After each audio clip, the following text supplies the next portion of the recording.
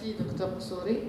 Maintenant, je donne la parole à votre membre expert, docteur Charili Yamouna, d'ailleurs la seule qui est présente parmi nous.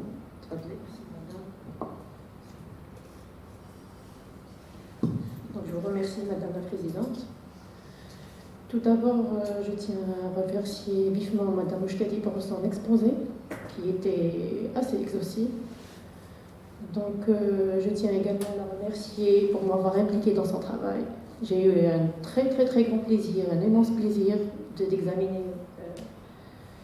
son dossier d'habilitation universitaire. Donc, j'étais très, on va dire,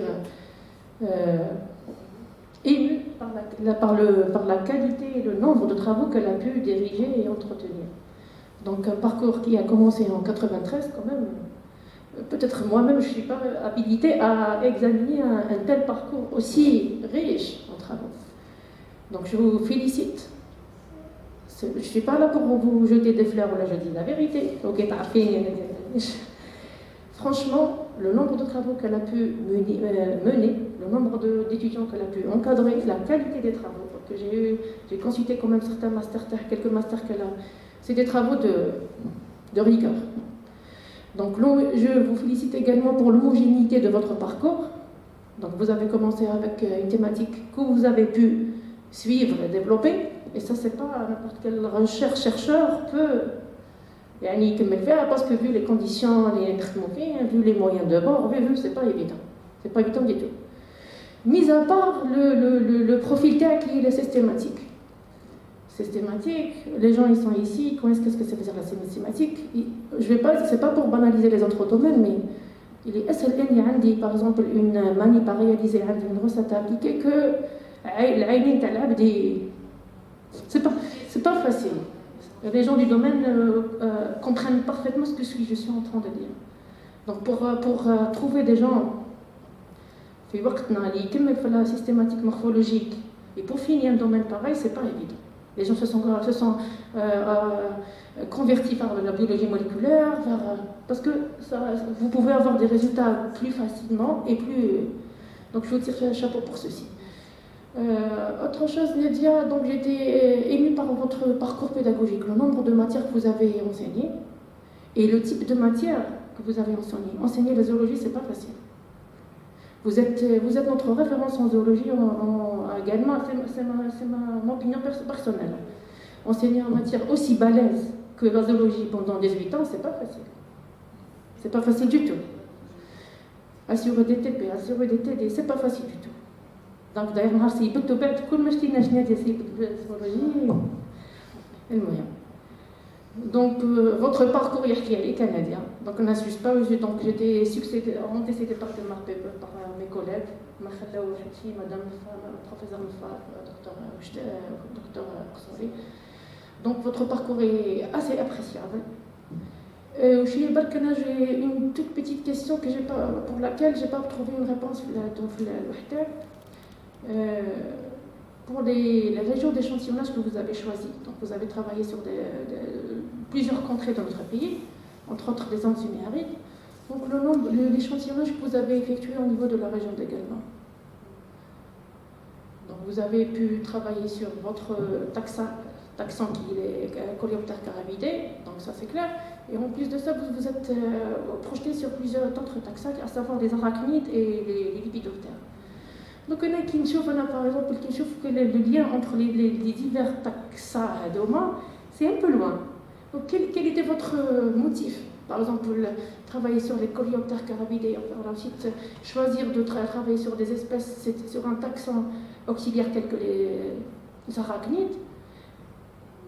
Quel était donc c'était le fait que vous êtes sur terrain, vous êtes en train de réaliser des prospections, ou vous êtes en train de tomber sur du matériel biologique, voilà, je vais l'exploiter, ou là vous avez eu des motifs derrière tout ça. Parce que les arachnides, des lépidoptères, coléoptères, c'est pas évident de réaliser tout ça.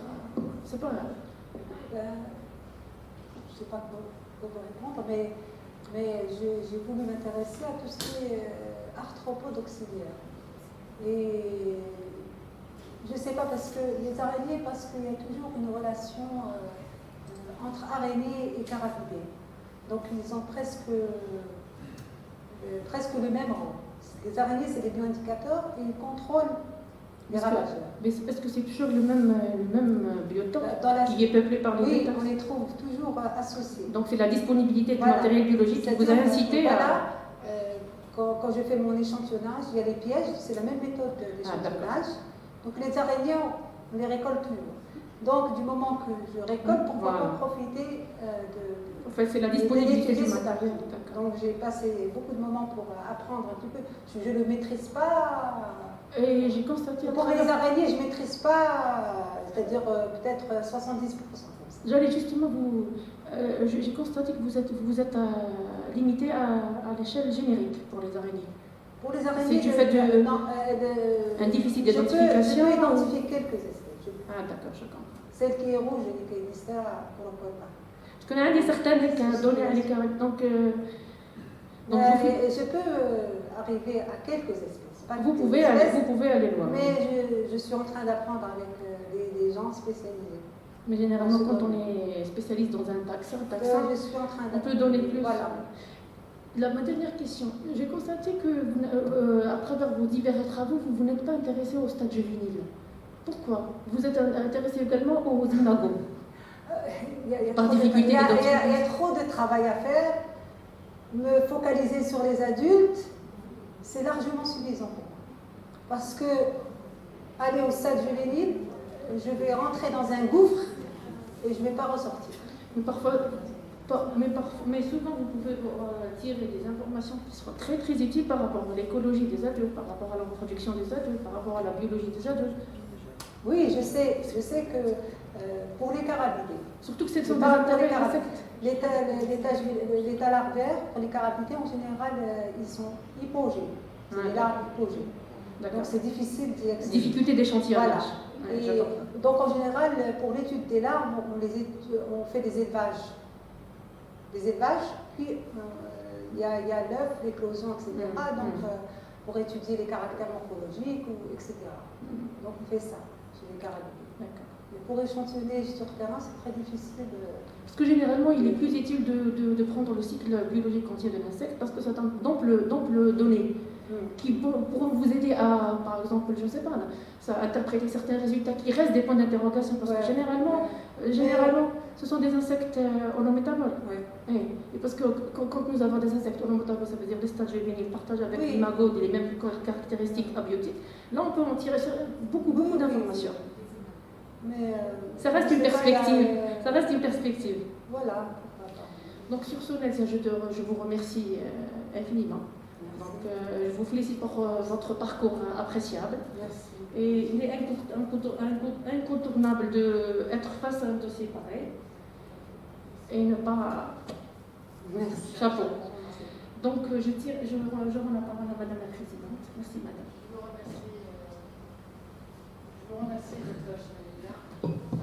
alors avant de délibérer, je tiens moi aussi à vous féliciter et je vous encourage à ouvrir des parcours dans le système LMD. C'est vrai que Madame professeure Nafar a posé une question très importante, c'est-à-dire comment évaluer les étudiants dans le système classique et le système LMD. C'est vrai que c'est un problème immense qui vraiment touche tous les Algériens, qui touche tous les étudiants algériens, c'est le problème d'effectifs. On a le problème d'effectifs. J'ai d'ailleurs, au cours de son intervention, je me suis rappelé que nous avons travaillé ensemble sur des masters à Tunis pendant, je pense, 24 heures. Et on a pu élaborer 2 masters, l'un en biologie moléculaire et l'autre en écologie et environnement, et qui n'ont pas vu le jour malheureusement. On a fait un travail acharné, donc d'ailleurs on a écrit le PV à 8 heures du soir, et c'était vraiment fatigant. Ce que j'ai constaté à Tunis, c'est qu'ils travaillent avec un petit nombre. Le problème c'est ça. Si on avait ce petit nombre, comme l'a dit le professeur Fall, l'étudiant il est autonome. En principe, on doit former des gens qui doivent travailler seuls, c'est-à-dire qu'ils doivent. On fait l'initiation, mais c'est l'étudiant qui termine sa formation. C'est une auto-formation. Donc voilà, je vous encourage à ouvrir une spécialité.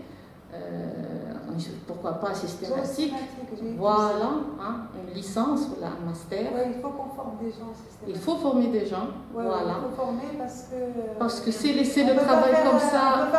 Voilà, il faut former parce qu'il n'y a pas beaucoup de médias au Chtati, il y a une seule média. Ouais. Donc s'il vous plaît, comme vous l'avez dit dans vos perspectives, hein, il faut justement encourager nos étudiants à faire de la recherche dans ce sens. Donc, comment faire ça? C'est en ouvrant des parcours justement bien spécifiques. Voilà, et j'en suis sûre que vous allez avoir un petit nombre à former, hein, une bonne formation comme ça, donc ça va rester, Inch'Allah. Voilà, je tiens à vous féliciter, je tiens à vous remercier. Vous êtes collègues et amis depuis 2006, moi je suis venue en 2006 également. Voilà, je vous ai connue toujours souriante, toujours de l'énergie positive. Quand je vois Nadia, c'est toujours voilà, cette énergie positive et que je respecte beaucoup. Je suis très honorée de faire partie de cet honorable jury. Voilà, donc je vous souhaite de belles choses, beaucoup de belles choses dans votre vie privée et votre vie professionnelle. Voilà, donc on vous remercie et vous nous excusez s'il vous plaît pour la délibération. Donc on va se retirer, restez s'il vous plaît, on va se retirer dans la petite chambre, on va délibérer et on va revenir. Gracias.